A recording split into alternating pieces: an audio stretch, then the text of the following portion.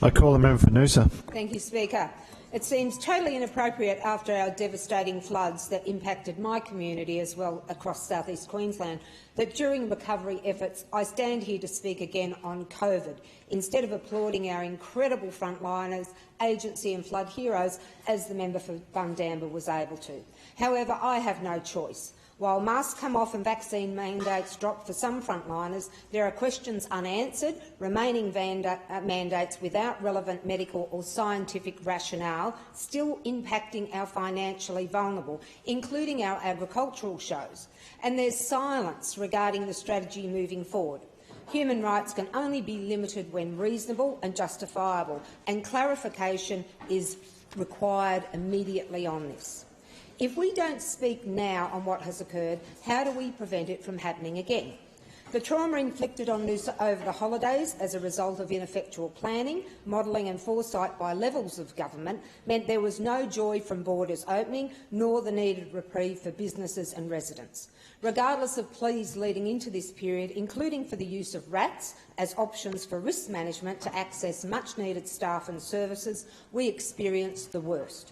Testing sites and businesses closed with service shortages due to no staff or close contact directives. Super spreading occurred in vaccinated-only facilities, which led to our aged care homes going back into lockdown, relegating our loved ones again to their rooms for weeks on end. Communications during this time was appalling. Dropping reporting of exposure sites without a clear explanation created enormous outrage and confusion. That the Queensland app was reduced weeks after Queenslanders stopped using makes everyone wonder whether government waits until no one is abiding or that a mandate is unmanageable before announcing that it has been relaxed. That is not how we need to manage a pandemic. It led to further trauma, non-compliance and anger. The ongoing divisions in our families, workplaces and communities now included over that time the pitting of business against business. In desperation to survive, many did not abide by venue mandates, leaving those that did targeted by extremists and empty of customers. Inconsistent policing of mandates further enabled this. We do not need any more hardship, Mr Speaker. We need to recover. This includes allowing residents back into their cafes and jobs, tackling the unacceptable wait lists for mental health professionals, elective surgery and the horrific increases in my community of domestic violence, as well our ongoing housing emergency. Mr Speaker, what about our small businesses and their workers? They have abided by directives, subscribed to the belief assistance was coming, borrowed money and endured as best they could. Many have gone broke, lost their homes and mental health, as well their dreams, from decisions being made by those on high salaries who can work from home, unlike these Queenslanders that have to be physically there on the job. It was insulting to them that government has just released small business support in the form of another loan.